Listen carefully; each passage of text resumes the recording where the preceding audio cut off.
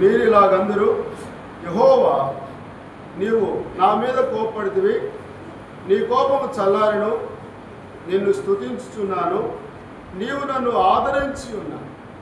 కాబట్టి దేవుని యొక్క కోపం ఒకరోజు మన మీద ఉండే, ఆ కోపము యేసుక్రీస్తు ప్రభువారు సిలువలో మన కొరకు ప్రాయశ్చిత్త బలిగా మరణించడం వలన దేవుని కోపము, మన మీద ఉన్నటువంటి దేవుని కోపం చల్లారింది.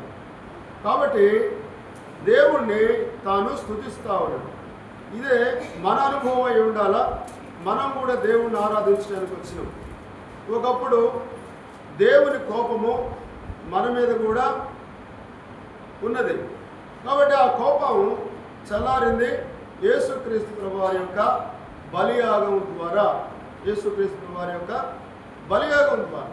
కాబట్టి దీనికంటే ముందు మనము దేవుని కోపము మన మీద ఎందుకు ఉండే, దేవుని కోపము మన మీద ఎందుకు ఉండే చదువుకుందాం. దేవుని కోపం మన మీద ఎందుకు ఉండే? కీర్తనల గ్రంథము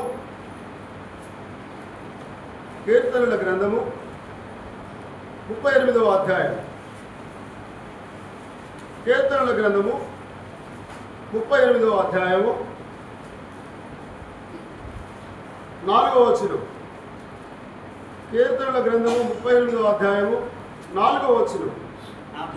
నా దోషములు నా తల మీదుగా పొర్లిపోయినవి, నేను మోయలేని బరువు వలె అవి నా మీద మోపబడి ఉన్నవి.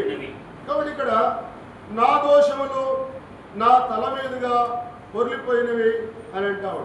అంటే మన దోషాలు మనకంటే భూమి మీద నుండి, అంటే పాదాల దగ్గర నుంచి తల వరకు చూస్తే అదేనా. కాబట్టి నిలువుటెత్తున మన పాపాలు మన ఎత్తు కంటే కూడా ఎక్కువగా ఉన్నాయి మనం చేసిన పాపాలు. కాబట్టి 3వ వచనం కూడా చదువుకుంటే, నీ కోపాగ్ని వలన ఆరోగ్యము నా శరీరమును విడిచిపోయిను, నా పాపమును బట్టి నా ఎముకలలో స్వస్థత లేదు. మనం దేవుని దగ్గరికి రావడానికి గల కారణం దయ్యం చేత పీడించబడి, లేక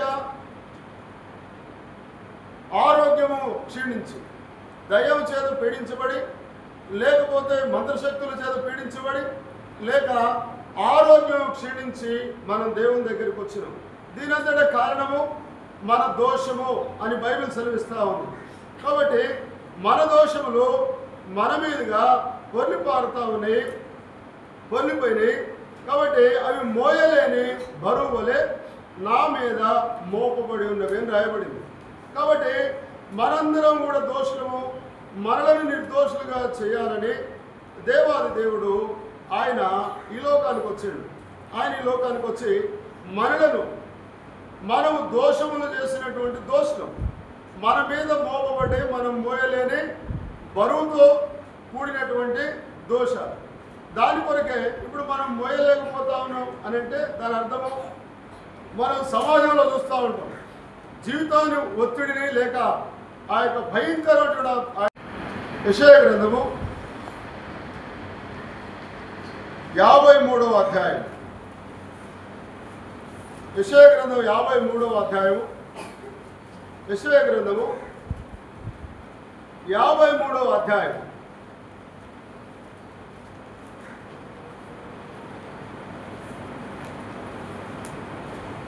యాభై మూడవ అధ్యాయం 5వ వచనం. యెషయా గ్రంథం 53:5. మన అతిక్రమ క్రియలను బట్టి అతడు గాయపరచబడెను, మన దోషములను బట్టి నలగొట్టబడెను, మన సమాధానార్థమైన శిక్ష అతని మీద పడెను, అతడు పొందిన దెబ్బల చేత మనకు స్వస్థత కలుగుతున్నది. కాబట్టి మన దోషముల కొరకై నలుగొట్టబడెను అని రాయబడింది. మన దోషముల కొరకై దోషం చేసినటువంటి ఆయన్ని శిక్షిస్తారు కదా, ఆ శిక్షని ఇక్కడ మోపబడ్డది. 26వ అధ్యాయము యెషయా గ్రంథం 26వ అధ్యాయము. యెషయా గ్రంథము 26వ అధ్యాయము 23వ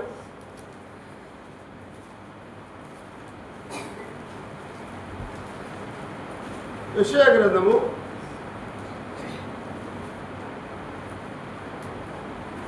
26వ అధ్యాయము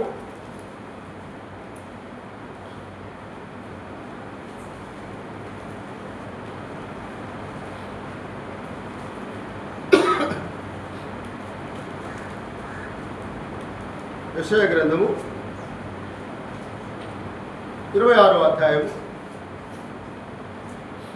20వ వచనం. యెషయా గ్రంథము 26వ అధ్యాయము 20వ వచనం. నా జనమా ఇదిగో వారి దోషమును బట్టి భూనివాసులకు శిక్షించుటకు యెహోవా తన నివాసములో నుండి వెడలి వచ్చున్నాడు. భూమి తన మీద చంపబడిన వారిని ఇకను కప్పకుండా తాను త్రాగిన రక్తమును బయలుపరచును. ఇక్కడ నా జనమా ఇదిగో వారి దోషమును బట్టి భూనివాసులకు ఏం చేస్తామంట? శిక్ష. కాబట్టి దోషం చేసిన మానవునికి శిక్ష. కాబట్టి మనందరం దోషం చేసినాం, మనందరం దోషులం. కాబట్టి మనందరికి శిక్ష ఉంది. అదే శిక్ష యేసుక్రీస్తు వారు శిలువలో పొందినటువంటి శిక్ష. ఈ శిక్షనే దీని కొరకు 27వ అధ్యాయం 9వ వచనంలో కూడా ఒక మాట చదువుకుందాం. 27వ అధ్యాయము 9వ వచనం యెషయా గ్రంథం. కావున యాకోబు దోషమునకు ఇలాగున ప్రాయశ్చిత్తము చేయబడును. ఇదంతయు అతని పాప పరిహారమునకు కలుగు ఫలము. కాబట్టి ఇక్కడ రాయబడింది ఏంటంటే, ఏం రాయబడింది? కావున యాకోబు దోషమునకు ఇలాగున ప్రాయశ్చిత్తం చేయబడును. ఎలాగూ ప్రాయశ్చిత్తం చేయాలా? ఎలాగున ప్రాయశ్చిత్తం చేయాలా అంటే, ఎలాగూ ప్రాయశ్చిత్తం చేయాలంటే కొరడాలతో కొట్టాలా? ముళ్ళ కిరీటం తల మీద పెట్టాలా? సిలువను ఎత్తి మోయించాలా? సిలువను ఎత్తి ఒక కొండ మీదకి మోయించాలా? శిలువ మీద పడుకోబెట్టి కాళ్ళకు చేతులకు మేకులు కొట్టాలా? ఆ శిలువను నిలబెట్టిన తర్వాత పక్కన బల్లెంతో పొడవాలా? ఏ విధంగా ప్రాయశ్చిత్తం చేయాలంటే ఈ విధంగా ప్రాయశ్చిత్తం చేయాలి. ప్రాయశ్చిత్తం అందు గురించే యేసుప్రభు వారిని రాళ్లతో కొట్టి చంపలేదు, యేసుప్రభు వారిని లేకపోతే శిరఛేదనం చేయలేదు, తలనరకలేదు. ఏ విధంగా ప్రాయశ్చిత్తం అంటే మానవుడి యొక్క స్థితి, మానవుడి యొక్క గతి ఎట్లున్నదో దానికి పరిపూర్ణంగా ప్రాయశ్చిత్తం కలగాలి. మనకి యెషయా గ్రంథంలో తెలుసు. యెషయా గ్రంథంలో రాయబడిన మాట చదువుకుందాం. 1వ అధ్యాయంలో యెషయా గ్రంథము ప్రాయశ్చిత్తం ఇలాగున చేయబడాలంట. ఎలాగూ చేయబడాలా? యెషయా గ్రంథం 1వ అధ్యాయము 6వ వచనం. యెషయా గ్రంథము 1వ అధ్యాయము 6వ వచనం. అరికాలు మొదలుకొని తల వరకు స్వస్థత కొంచెమైన లేదు. ఎక్కడ వచ్చినను గాయములు, దెబ్బలు, పచ్చిగుండ్లు అవి పిండబడలేదు, కట్టబడలేదు, తైలంతో మెత్తన చేయబడలేదు. ఎక్కడి నుంచి ఎక్కడి వరకు? అరికాలు మొదలుకొని నన్నెత్తి వరకు. ఇప్పుడు కాళ్ళల్లో మేకులు, తలపైన ముళ్ళ కిరీటము, అరికాలు మొదలుకొని తల వరకు గాయాలు పొంది ఆ రకమైన శిక్ష పొందితే అప్పుడే ప్రాయశ్చిత్తం జరిగింది. ఈ విధంగా నరులకు ప్రాయశ్చిత్తం చేయాలని దేవుడు నిర్ణయించాడు. కాబట్టి ఆ విధంగా చేయబడతా వచ్చింది. యేసుప్రభు వారు అటువంటి మరణాన్ని ఎందుకు పొందిండనంటే, ఎందుకు పొందిండు? ఇందాక మనం చదువుకుంటూ వచ్చినాం 27వ అధ్యాయం 9వ వచనంలో యెషయా గ్రంథంలో. కావున యాకోబు దోషమునకు ఇలాగ ప్రాయశ్చిత్తం చేయబడును. ఎట్లా? నేను ఇందాక చెప్పినట్లుగా తలకు ముళ్ళ కిరీటము, వీపులో కొరడా దెబ్బలు, కాళ్ళల్లో చేతుల్లో మేకులు, ప్రక్కన బల్లెపోటు, ఈ విధంగా శిక్ష పొందితేనే మానవుడి పాపానికి ప్రాయశ్చిత్తం అయింది. మానవుడు అరికాల నుంచి నన్నెత్తి వరకు వాడు పాపములో మునిగి తేలుతా ఉన్నాడు, లేదా పాపంతో నింపబడ్డాడు. మానవుని యొక్క శరీర అవయవాలను గురించి రాయబడింది. ఏమని రాయబడింది? రోమిలి రాసిన పత్రిక 7వ అధ్యాయము, రోమపత్రిక 7వ అధ్యాయము, రోమపత్రిక 7వ అధ్యాయము 5వ వచనం. రోమపత్రిక 7వ అధ్యాయము 5వ వచనం. ఏలైనగా మనము శరీర సంబంధులమై ఉండినప్పుడు మరణార్థమైన ఫలములను ఫలించుటకై ధర్మశాస్త్రం వలనైన పాపేచ్ఛలు మన అవయవములలో కార్యసాధకములై ఉండను. కాబట్టి ఆ విధంగా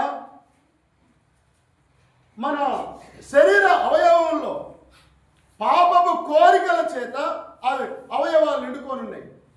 పాపేచ్ఛల చేత అని రాయబడింది. కార్యసాధకములై ఉండినంటే అవన్నీ కూడా పాపాన్ని నేర్చుకొని ఉన్నాయి అవయవాలన్నీ కూడా. కాబట్టి ఆ విధంగా మనుషులందరం కూడా మనం దోషులం.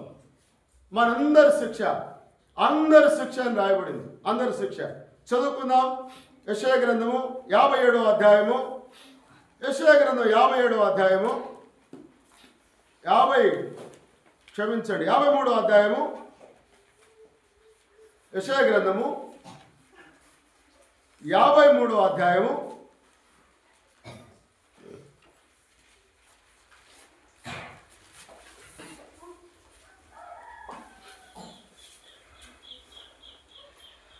6వ వచనం. యెషయా గ్రంథం 53వ అధ్యాయం 6వ వచనం. మనం అందరము గొర్రెల వలె త్రోవ తప్పిపోతుమే, మనలో ప్రతి వాడును తనకిష్టమైన త్రోవకు తొలగెను. యెహోవా మన అందరి దోషమును అతని మీద మోపెను. ఎవరి మీద మోపెను? ఇందాక మనం ఏం చదువుకున్నాం? కీర్తనల గ్రంథం 34వ అధ్యాయము 38వ అధ్యాయము 4వ వచనంలో ఏం చదువుకున్నాం? కీర్తనల గ్రంథం 38:4లో ఏం చదువుకున్నాం? నా దోషములు నా తల మీదుగా పొర్లిపోయినవి, అవి నేను మోయలేని బరువు వలె నా మీద మోపబడి ఉన్నాయి. మన మీద మోపబడినాయి. మోపటం అంటే మన మీద ఆనుకొని, మోపబడటం అంటే మన మీద, అవి మన మీద ఉన్నాయి. ఒక మూట మాదిరి మన మీద ఉన్నాయి. కాబట్టి అదే బరువు అదే మోపబడటము. ఈ 6వ వచనం చివరి భాగంలో ఏం రాయబడింది? యెహోవా మన అందరి దోషమును అతని మీద మోపెను. మనందరి దోషము, మనందరి శిక్ష. ఏ రకంగా ప్రాయశ్చిత్తం మన దోషాలకు కావాలనో ఆ రకంగా మన దోషాలకు యేసు ప్రభువారు ప్రాయశ్చిత్తం చేశాడు. అరికాల నుంచి నన్నెత్తి వరకు గాయపరచబడి. కాబట్టి ఈ విధంగా ఆయన ప్రాయశ్చిత్తం చేయాలని చెప్పని దేవుడు నిర్ణయించాడు. దోషానికి వచ్చినటువంటి శిక్షణ గురించి అక్కడ రాయబడింది. ఆ శిక్ష ఎటువంటిదేనంటే, ఆ శిక్ష ఎటువంటిది మనం మరోసారి చదువుకుందాం. యెషయా గ్రంథం 26వ అధ్యాయము. యెషయా గ్రంథము 26వ అధ్యాయము. యెషయా గ్రంథము 26వ అధ్యాయం. యెషయా గ్రంథము 26వ అధ్యాయము 20వ వచనం. నా జనమా, ఇదిగో వారి దోషమును బట్టి భూనివాసులను శిక్షించుటకు. అంటే దోషము చేసిన మానవునికి శిక్ష ఉంది. దోషం చేసిన మానవునికి శిక్ష ఉంది. అది ఏం శిక్ష? చదువుకుందాం. యెహెజ్కేలు గ్రంథం 33వ అధ్యాయము. యెహెజ్కేలు గ్రంథం 33వ అధ్యాయము 9వ వచనం. యెహెజ్కేలు గ్రంథము 33వ అధ్యాయము 9వ వచనం. యెహెజ్కేలు గ్రంథం 33వ అధ్యాయం 9వ వచనం. అయితే ఆ దుర్మార్గుడు తన దుర్మార్గతను విడవలనని నీవు అతన్ని హెచ్చరిక చేయగా, అతడు తన దుర్మార్గమును విడువని ఎడల అతడు తన దోషమును బట్టి మరణము నొందును, కానీ నీవు నీ ప్రాణం దక్కించుకున్నావు. అంటే దోషానికి శిక్షను మనం ఇందా చదువుకున్నాం. యెషయా గ్రంథం 26వ అధ్యాయం 20వ వచనం చదువుకున్నాం. ఏ శిక్ష అంటే ఇక్కడ రాయబడింది మరణము అని రాయబడింది. అతడు తన దోషమును బట్టి మరణము నొందును. ఈ దోషానికి వచ్చే శిక్ష ఏంది? మరణం. యేసు ప్రభువారు మీద దేవుడు, తండ్రైన దేవుడు మనందరి దోషములు ఆయన మీద మోపారు. మన దోషములను బట్టి యేసు ప్రభువారు నలగొట్టబడింది. ఎట నలగొట్టబడ్డాడు? కొరడాలతో, ఒకటి తక్కువ 40 కొరడ దెబ్బల చేత మరి నలగొట్టబడిండు. తర్వాత ముళ్ళ తల నలగొట్టబడింది, వీపు నలగొట్టబడింది. చేతులు నలగొట్టబడ్డాయి, కాళ్ళు నలగొట్టబడ్డాయి. హృదయములో బలంతో పొడబడుతూ వచ్చింది. కాబట్టి బలంతో హృదయం ప్రక్కన పడుస్తూ వచ్చిండు. కాబట్టి ఈ విధంగా యేసు ప్రభువారు మనం చేసిన పాపానికి యేసు ప్రభువారు నలగొట్టబడతా వచ్చాడు. ఆయన నలగొట్టబడతా వచ్చాడు. ఆ నలగొట్టబడుట అనే శిక్ష తర్వాత యేసు ప్రభువారు మరణించాడు. మనం పొందాల్సినటువంటి శిక్ష మరణం శిక్ష. మన దోషానికి మనం చావాల్సింది. యేసు ప్రభువారు చనిపోయి మనల్ని మరణం నుండి విమోచించాడు. చదువుకుందాం. యెషయా గ్రంథము 25వ అధ్యాయము 8వ వచనం. యెషయా గ్రంథము 25వ అధ్యాయము 8వ వచనం. మరెన్నడూ ఉండకుండా మరణమును ఆయన మృంగివేయును.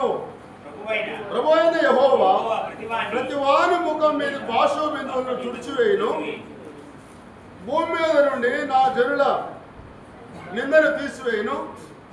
ఇలాగున జరుగునని యెహోవా సెలవిస్తున్నాడు. కాబట్టి మరెన్నడూ ఉండకుండా కాబట్టి నేను చెప్తా ఉంటా, మానవుడు బైబిల్ చెప్తా ఉంది, మానవులలో కానీ దేవుళ్ళలో కానీ చనిపోయి మరణాన్ని జయించి తిరిగి లేచింది యేసుక్రీస్తు వారే. ఇంకొకళ్ళు ఎవరు లేరు. ఇక మళ్ళా ఎవరైనా ఉన్నారనంటే ఆయనను నమ్ముకున్న వాళ్ళు తప్ప చరిత్రలో లేరు. ఇప్పుడు నమ్ముకునేది కూడా ఆ నిత్య జీవం కోసమే. కనుక ఆయన మరణాన్ని జయించి తిరిగి లేచిండు. మరెన్నడూ ఉండకుండా ఆయన మరణాన్ని మింగివేసాడు. మనందరి పాపాల కొరకై యేసు వారు ప్రాయశ్చిత్తం చేస్తూ వచ్చింది. ఎట్లా ఇందాకంటా వచ్చింది కదా, ఏమని? మనందరి దోషము అతని మీద మోపబడింది. దేనికోసము? ఈ విధంగా ప్రాయశ్చిత్తం చేయను. ఏ విధంగా ప్రాయశ్చిత్తము అంటే ఇందాక మనం చెప్పుకున్నట్టు కొరడ దెబ్బలు, ముళ్ళ కిరీటము, సిలువ మోయుట, కాళ్ళల్లో చేతుల్లో మేకులు, ప్రక్కన బల్లెపోటు, ఈ రకమైన నలగొట్టబడుట ద్వారా, ఈ రకంగా ఆయన మన శిక్షను పొందడం ద్వారా మనల్ని ఇప్పుడు ఆయన నిర్దోషులుగా చేస్తాము. ఎందుకంటే యేసు ప్రభువారు మన కొరకు. ఆయన ఎవరు? యేసు ప్రభువారిని గురించి రాయబడి చదువుకుందాం. ఎబ్రిల్ రాసిన పత్రిక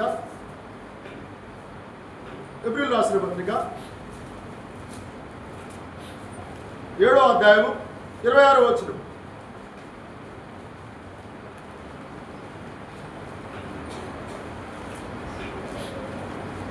యెషయా గ్రంథము క్షమించండి, ఎబ్రిల్ రాసిన పత్రిక 7వ అధ్యాయం 26వ వచనం.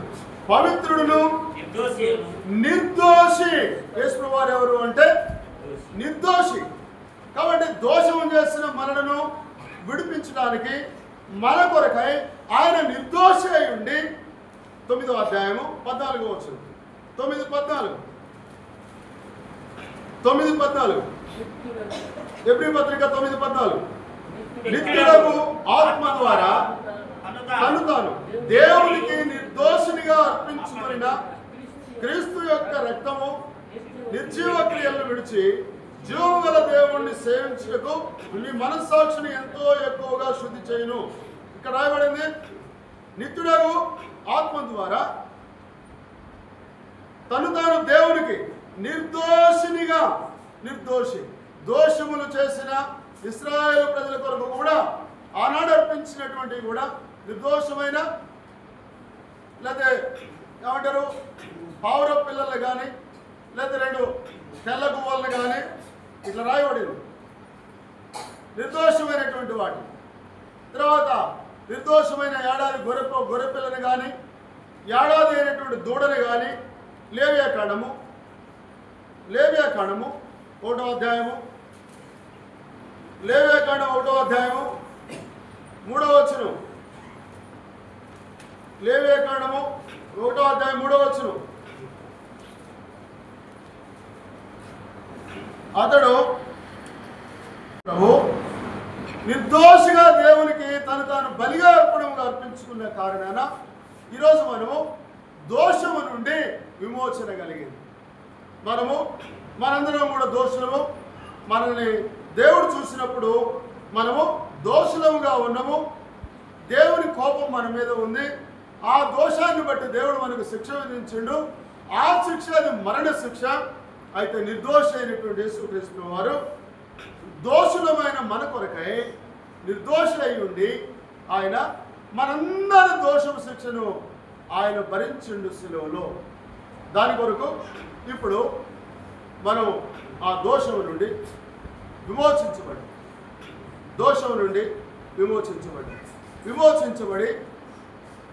ఎట్లా విమోచించబడ్డాం మనకు తెలుసు. ఎఫెసీయులకు రాసిన పత్రిక 1వ అధ్యాయము 4-6 వచనాలు కలుస్తున్నాయి. 1వ అధ్యాయం ఎఫెసీ పత్రిక 1వ అధ్యాయం 4-6 వచనాలు కలుస్తున్నాయి. ఎట్లనగా తన ప్రియుని యందు తాను ఉచితముగా అనుగ్రహించిన తన కృపామహిమకు కీర్తి కలుగునట్లు తన చిత్త ప్రకారమైన దయా సంకల్పం చొప్పున యేసుక్రీస్తు ద్వారా తనకు కుమారులుగా స్వీకరించుటకై మనలను ముందుగా తన కోసం నిర్ణయించుకొని మనం తన ఎదుట పరిశుద్ధులమును నిర్దోషులమునై ఉండవలనని జగత్పునాది వేయబడక మునిపే ప్రేమ చేత ఆయన క్రీస్తులో మనల్ని ఏర్పరచుకోడు.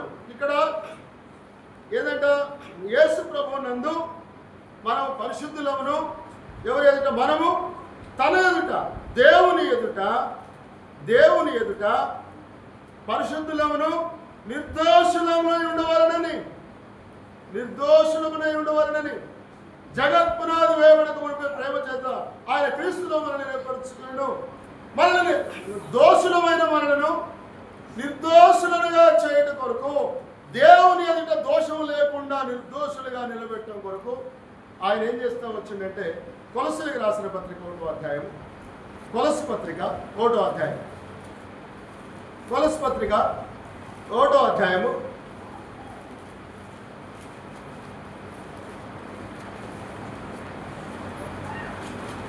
21-22 వచనాలు. కొలస్సీ పత్రిక 1వ అధ్యాయం 21-22 వచనాలు. మరియు గతకాలమందు దేవునికి దూరస్తులను మీ దుష్క్రియల వలన మీ మనసులో విరోధ భావం గలవారునై ఉండిన మిమ్మును కూడా తన సన్నిధిని పరిశుద్ధులుగాను నిర్దోషులుగాను నిరపరాధులుగాను నిలబెట్టుటకు ఆయన మాంసయుక్తమైన దేహమందు మరణం వలన ఇప్పుడు మిమ్మల్ని సమాధానపరచరు. ఈ మరణం ఎక్కడిది? యేసు ప్రభువారు పొందిన శిలువ మరణం. ఎక్కడ యేసు ప్రభువారు ఎందుకు పొందిండు? నిర్దోషి ఎందుకు మరణించిండు? దోషులు మరణించాలని బైబిల్లో రాయబడింది కదా. దోషులకు శిక్ష రాయబడింది కదా. దోషులు శిక్షించబడాలి కదా. దోషం చేసింది మనం కదా. మనం శిక్షించబడాలి కదా. అయితే యేసు ప్రభువారు మనల్ని ప్రేమించి ఆ మరణ శిక్ష నుండి మనల్ని తప్పించడం కొరకై ఆయన మాంసయుక్తమైన అంటే శరీరధారిగా వచ్చి మనందరి శిక్షను తన మీద వేసుకొని మన మరణాన్ని యేసు ప్రభువారు భరించిండు.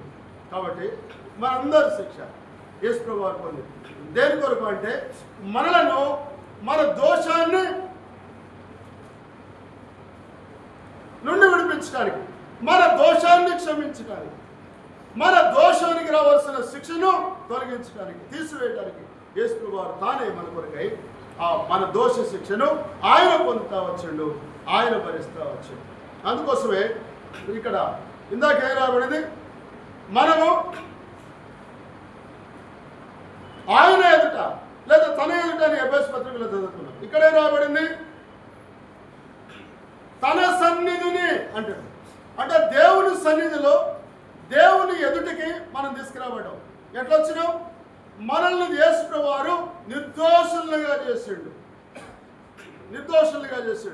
మరి అందు గురించే ఆయన నిర్దోషి, ఆయన నిత్యుడగు ఆత్మ ద్వారా తను తాను నిర్దోషినిగా బలిగా అర్పణముగా అర్పించుకుని హెబ్రీ పత్రిక 7:26లో నిర్దోషం చదివినాం. 9:14లో నిర్దోషినిగా తను తాను అర్పించుకొని రాయబడింది. పేతురు రాసిన పత్రికలోనేమో 1వ అధ్యాయం 19వ వచనంలో పేతురు రాసిన మొదటి పత్రిక 1:19లో అమూల్యమైన రక్తము చేత అనగా నిర్దోషమును నిష్కళంకమునకు గొర్రెపిల్ల వంటి క్రీస్తు రక్తము చేత మీరు విమోచింపబడుతున్నని మీరు ఎరుగుదురు కదా. దేని నుండి? దోషము నుండి మనం విమోచించబడ్డాం. ఎట్లా? నిర్దోష అయిన ప్రభువు నిర్దోషిగా బలి అర్పించుకునంటే ఆయన పుట్టుకలో పాపం లేదు, ఆయన జీవితంలో పాపం లేదు, ఆయన శిలువలో మరణించేంత వరకు ఆయన నిర్దోషిగానే ఉండి అర్పించుకున్నాడు. ఆయన నిర్దోషి అర్పించుకునటం వలన ఆయన శరీరం నుండి కారిన ప్రవహించిన పాపము లేని ఆ నిర్దోష రక్తం ద్వారా పాపము నుండి మనం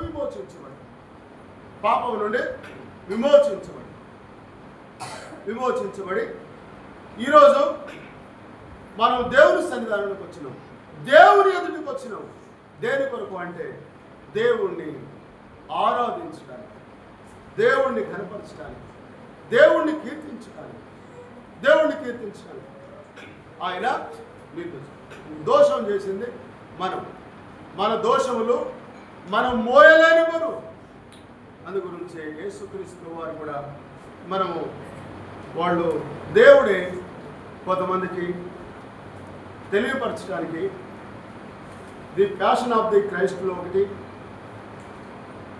దయామయుడు చూడలేదు, చూసినగా నాకు పెద్ద గుర్తులేదు. కరుణామయుడు సినిమా చూసిన ఆ కరుణామయుడు సినిమా దానిలో అంటే ఆ శిలువను ఎత్తుకున్నటువంటి తాను ఎంతగా అంటే దానికంటే ఎక్కువగా ది ప్యాషన్ ఆఫ్ ది క్రైస్ట్లో చూపించారండి. యేసు వారిని యొక్క శ్రమలు ఇంకా దాన్ని రెట్టింపు చేసి, ఎందుకంటే ఎవరు వర్ణిస్తారు? ఆనాడు ఉన్నటువంటి ఆ ప్రధాన యాజకులు, హేరోదు, పిలాతు, వీళ్ళు శాస్త్రులు, పరిసయ్యులు, వీరందరూ కలిసి ఎంత భయంకరమైనటువంటి శిక్ష విధించారో అది ఇప్పుడున్నటువంటి మన ఊహకు అందనటువంటి శిక్ష. వాళ్ళు ఏదో కొంతమంది దేవుడిచ్చిన ఆలోచనను బట్టి వాళ్ళు కొంత మనకు చూపించడానికి ఆ విధంగా వాళ్ళు యాక్షన్ చేయగలిగింది. కానీ ఆ నిజంగా చూస్తే ఆ శ్రమ, ఆ బాధ అది వర్ణనాతీతం, మన జ్ఞానానికి ఊహకు అందనటువంటి శిక్ష. అలాంటి శిక్ష యేసు ప్రభువు, అది మన శిక్ష. మనం దోషులు, మనకు శిక్ష ఉంది, ఆ శిక్ష మరణ శిక్ష. అయితే ఆ శిక్షను యేసు ప్రభువు నిర్దోషి అయ్యుండి మన దోషములను ఆయన క్షమించి మనల్ని నిర్దోషులుగా చేయటం కొరకై ఆయన ఈ లోకానికి వచ్చి మనందరి శిక్షను, మన దోషములకు రావాల్సిన శిక్షను యేసు ప్రభువు తానే శిలువలో భరించి రక్తం కార్చి ప్రాణం పెట్టి సమాధి చేయబడి 3వ రోజున తిరిగి లేచి మన దోషములను క్షమించి మరణం నుండి మనల్ని విమోచించి మనల్ని జీవప్రాప్తులుగా, జీవం గల వారిగా చేస్తూ వచ్చింది. కాబట్టి ప్రభువుని మనం ఆరాధించాలి. నిజంగా ఒకవేళ ప్రభు మన కొరకు బలిగా అర్పణగా అర్పించుకోకపోతే, నిర్దోషం లేకపోతే, మన దోషములు వలన మనం చనిపోయి నరకానికి పోయేటటువంటి వారు. ఈరోజు మనకు పరలోకం కొరకైన నిరీక్షణ దేవుల్లో మనకు దొరుకుతూ వచ్చేది. కాబట్టి మనం దోషులము, మన దోషములు మోయలేని బరువులాగా మన మీద ఉన్నాయి. దానిని యేసు ప్రభువు నిర్దోషి అయి ఉండి ఆ బరువును, ఆ శిక్షను యేసు ప్రభువు తీసుకున్నాడు, ఆయనే భరించిండు. మన శిక్షను యేసు ప్రభువు పొందిండు. దీని అంతటికి ఏంటంటే దేవుడు ప్రేమ గలవాడు, జాలి గలవాడు, ఆయన దయగలవాడు. ఆయన ప్రేమ శిలువలో చూస్తే మన మీద ఎంత ఉన్నదో ఆ ప్రేమ మనకు కనబడతా ఉంది. ఆ ప్రేమను బట్టే దోషులమైన మనలను నిర్దోషులుగా చేయటకు నిర్దోషి అయినటువంటి ప్రభు దోషులమైన మనస్థానంలో శిలవేయబడి ఆ క్రూరమైనటువంటి ఘోరమైనటువంటి శిక్షను పొంది, మన శిక్షను పొంది మనకి ఇప్పుడు శిక్ష లేకుండా చేసిండు. మనల్ని ఇప్పుడు తన రక్తం వలన విమోచించిండు. దేని కొరకు విమోచించిండు అంటే, దేని కొరకు విమోచించిండు?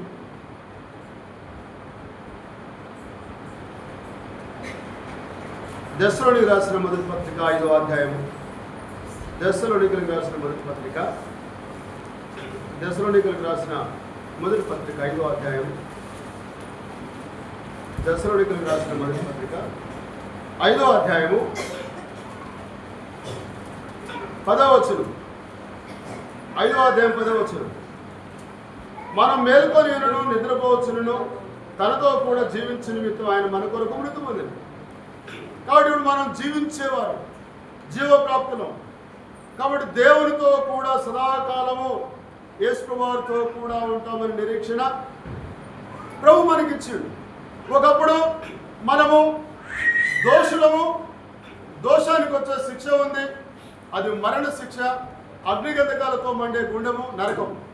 దాని నుండి తప్పించడానికి నిర్దోష అయినటువంటి ప్రభు వచ్చి మన దోష శిక్షను తానే భరించి మనల్ని క్రీస్తునందు నిర్దోషులుగా చేసి మనము ఇప్పుడు దేవుని ఎదుట ఆయన సన్నిధిలో మనల్ని నిర్దోషులుగా తీసుకొచ్చి నిలబెట్టాడు. దేవుని ఆరాధించాను. ప్రభా, నాయందు నీకున్న ప్రేమ, నాయందు నీకున్న దయగొప్పది. ప్రభా, ఏమి చూసి నన్ను ఇంతగా ప్రేమించినావు ప్రభా. ఆయన రూత్ అంటది ఆ మాట. చదువుకుందాం ఆ మాట, మనం చదువుకొని ఆరాధనలో ప్రవేశిస్తాం. రూతు గ్రంథము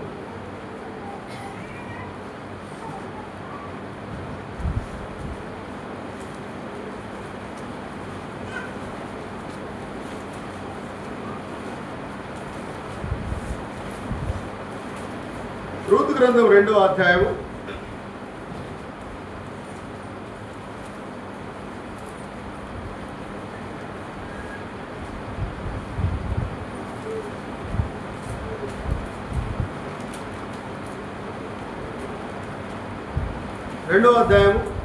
13వ వచనం. రూతు గ్రంథం 2:13. అందుకు ఆమె, నా ఏలినవాడా, నేను నీ పనికత్తెలలో ఒక దానిలో కాకపోయినను నీవు నన్ను ఆదరించి నీ దాసురాలునకు నా యందు ప్రేమ కలిగి మాట్లాడుతుంది కనుక నా ఎడల నీకు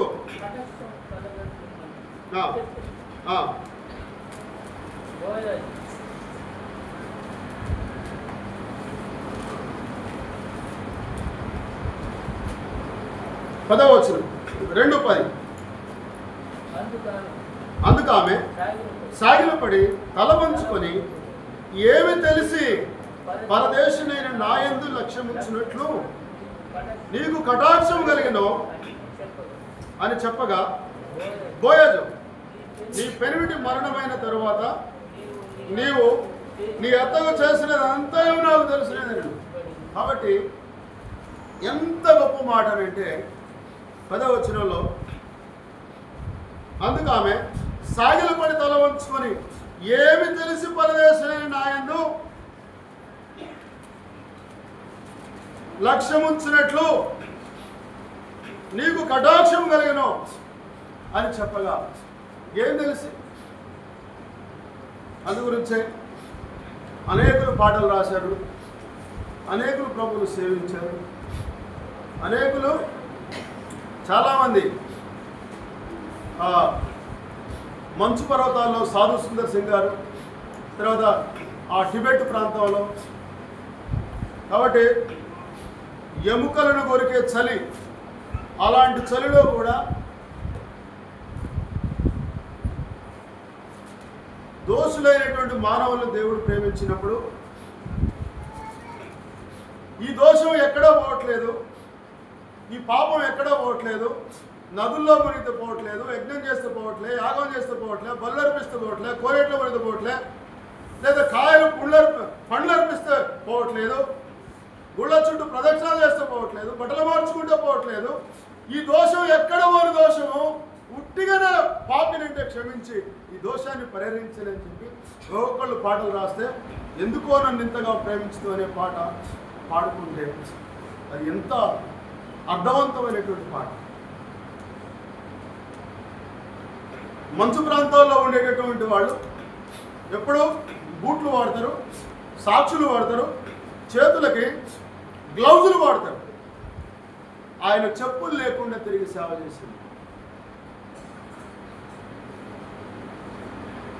ఈ పాపినైనటువంటి దోష అయిన మానవుణ్ణి నిర్దోషి అయిన ప్రభువు ఎందుకు ప్రేమించిండు? అబద్ధం ఆడకుంటే ఉండలేడు. అనేక తప్పిదాలు, అనేక దోషాలు మానవుల్లో ఉండగా ఈ మానవుడిని దోషైన మానవుడిని నిర్దోషిగా చేయుటకు నిర్దోషైనటువంటి దేవుడు మానవుడిగా వచ్చి సిలువలో తను చేసిన త్యాగము, తను తాను నిర్దోషి అయి ఉండి దోషులు నిర్దోషులుగా చేయుట కొరకై బలిగా అర్పణగా అర్పించుకుంది. కనుక ఆయన రక్తంలో మనం దోషం నుండి విమోచించబడినాం. ఈరోజు మనం దేవుని సన్నిధికి వచ్చినాం, దేవుని ఎదుటికి వచ్చినాం, నిర్దోషులమై దేవుడిని ఆరాధించడానికి. హెబ్రీ పత్రిక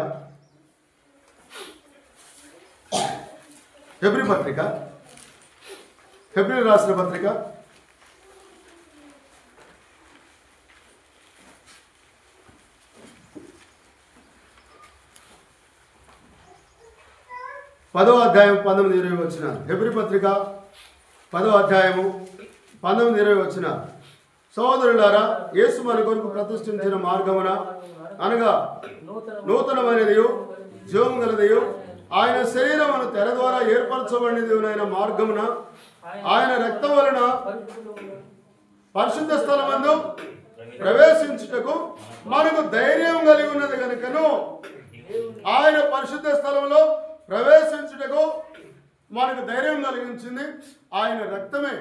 ఆయన రక్తాన్ని బట్టి మనం ఆయన సన్నిధికి ఆయన ఎదుటికి రాగలిగాం. మన దోషము క్షమించబడ్డది, కడిగివేయబడింది. మనం ఇప్పుడు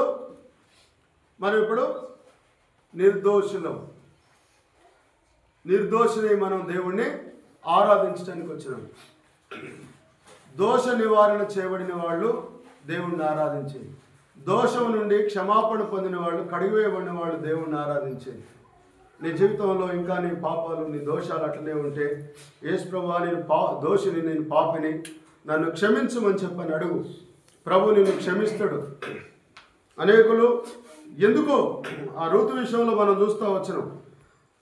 ఏమి తెలిసి పరదేశమైన నాయడల నీవు లక్ష్యముంచినవయ్యా అంటే నీ భర్త మరణమైన తర్వాత నీ అత్తగా నువ్వు ఏం చేసినావో అది నేను తెలుసుకున్నా.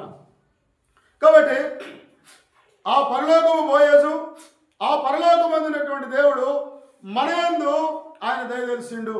దోషులము నిత్య నరకానికి అగ్నిగంధకాలతో మండే గుండానికి వెళ్ళవలసిన వాళ్ళము నిన్ను నన్ను ప్రేమించి ఆ దోష నివారణ చేయుటకై నిర్దోషైన ప్రభు తానే వచ్చి మనందరి కొరకు ఆయన శిలువపై వ్రేలాడి మన శిక్షను పొందిండు. కొరడాలతో కొట్టబడి ముళ్ళ కిరీటం ధరించి శిలువను మోసి కాళ్ళల్లో చేతుల్లో మేకులు, ప్రక్కన బల్లెపోటు, ఇది నలగొట్టబడటం, ఇది మన పాపానికి వచ్చే శిక్ష. ఆ రకమైన శిక్ష పొంది ఆయన గాయాల్లో నుంచి ప్రవహించినటువంటి ఆ పుణ్య రక్తధారలే దోషులమైన మన దోషాన్ని కడిగి మనల్ని నిర్దోషులుగా దేవుని సన్నిధిలో నిలబెట్టవచ్చు. కాబట్టి అందుకు ప్రభువును మనం ఆరాధించాలి, అందుకు మనం ప్రభువును గణపరచాలి. యెషయా గ్రంథము 53వ అధ్యాయము, యెషయా గ్రంథం 53వ అధ్యాయము 53వ అధ్యాయం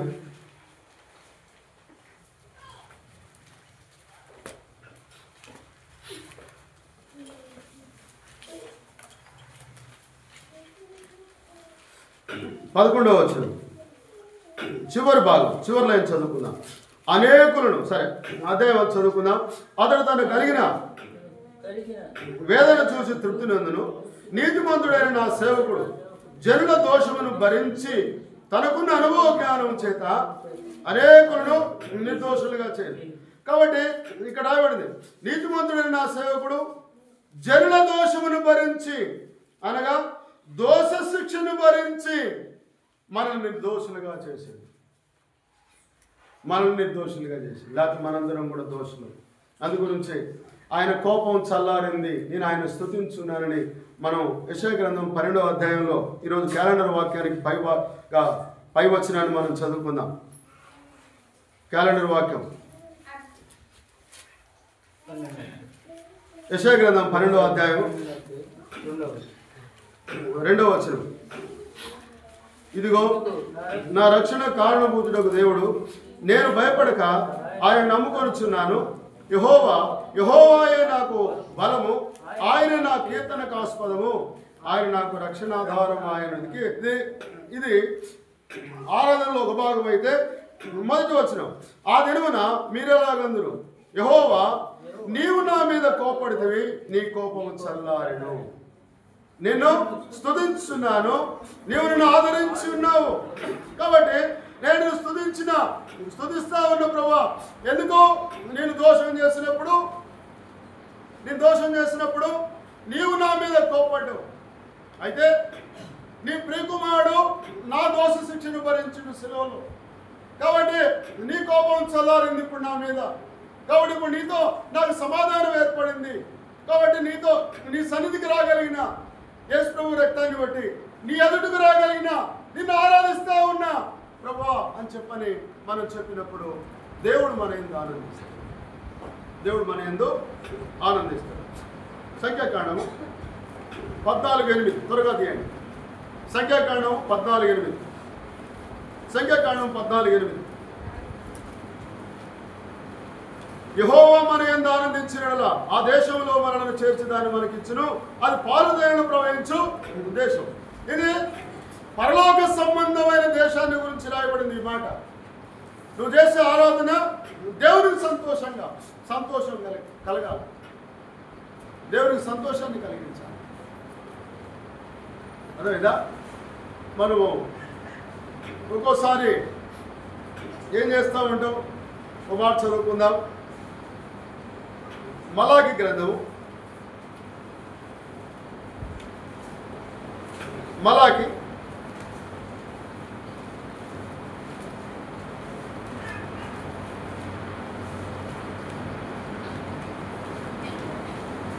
8వ వచనం, 1వ అధ్యాయము 8వ వచనం.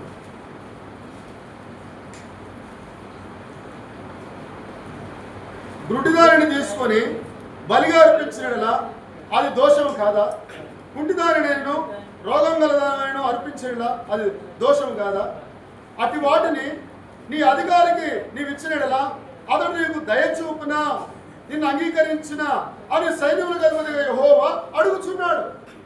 గుడ్డిదాన్ని రోగం కలిగిన దాన్ని ఏ అధికారికన్నా ఇస్తే మనకి ఏదైనా సాయం చేస్తాడా, మేలు చేస్తాడా? మనం ఈ లోక సంబంధం కూడా ఒక అధికారికి ఇవ్వాలంటే శ్రేష్టమైంది మంచిదాన్ని ఇవ్వాలి కదా. అందుకని చెప్తా ఉన్నా, నీ ఆరాధన దేవునికి సంతోషాన్ని ఆనందాన్ని కలిగించాలి. ప్రభువా నిజంగానే నేను దోషిని అయ్యా, నా దోషములు ఎట్లా పోవట్లేదు, ఎవరు క్షమించేవాళ్ళు లేరు. ప్రభువా నా దోషములు నేను మోయలేని బరువులాగా నా మీద మోపాడు ఉన్నాయి.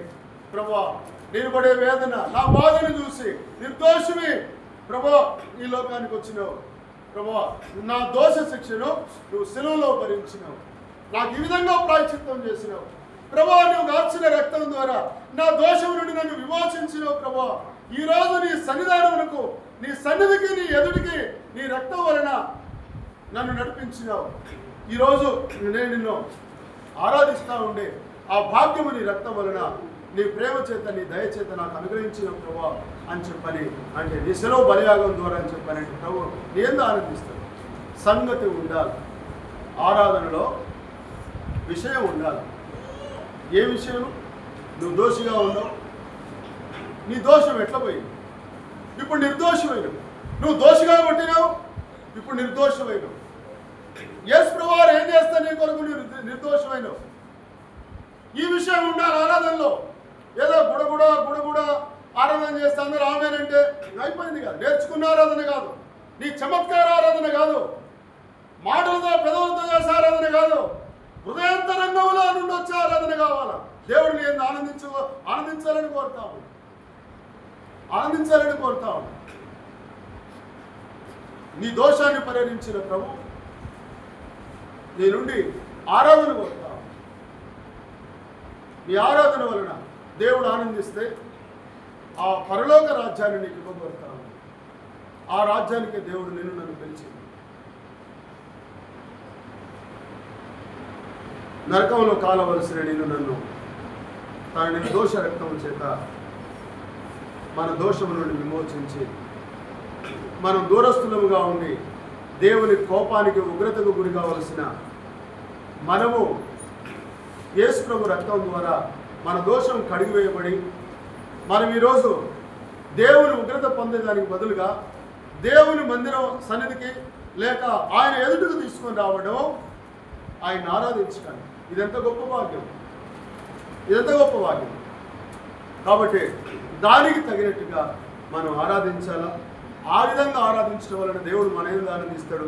ఆ విధంగా దేవుడు మన యందు ఆనందించి ఆరాధన చేసినటువంటి మనము ఒకరోజు ప్రభువుతో కూడా పరలోకానికి తీసుకొని పోబడతాము. ఆయనతో కూడా సదాకాలం జీవిస్తాము. నరక బాధల నుండి మనం తప్పించబడతాం. దాన్ని దృష్టిలో పెట్టుకోవాలి, నరకాన్ని దృష్టిలో పెట్టుకోవాలి. దేవుని రాజ్యానికి ఎందుకు పోవాలని కోరుకోవాలంటే నరకంలో ఆ బాధ పడలేము మనం. కాబట్టి దాని కొరకే దేవుడు శిలువలో మన కొరకై బలి అయిపోయింది. ఆయన నిర్దోష బలిగా అర్పించుకొని నిర్దోష రక్తాన్ని కార్చిండు. ఆ నిర్దోష రక్తంలోనే మన దోషము కడిగివేయబడింది. ఇప్పుడు నిర్దోషులమైన దేవుణ్ణి ఆరాధించాలి, దేవుణ్ణి ఆరాధించాలి. ఓ మాట చదువుకుందాం. కీర్తనలు 18వ అధ్యాయము, కీర్తనలు 18.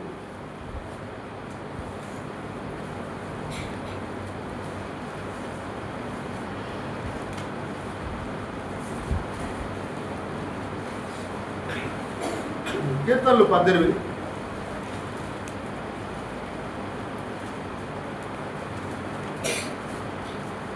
ఆరాధన చేసేటప్పుడు నువ్వు ఎట్లుండాలో 18:24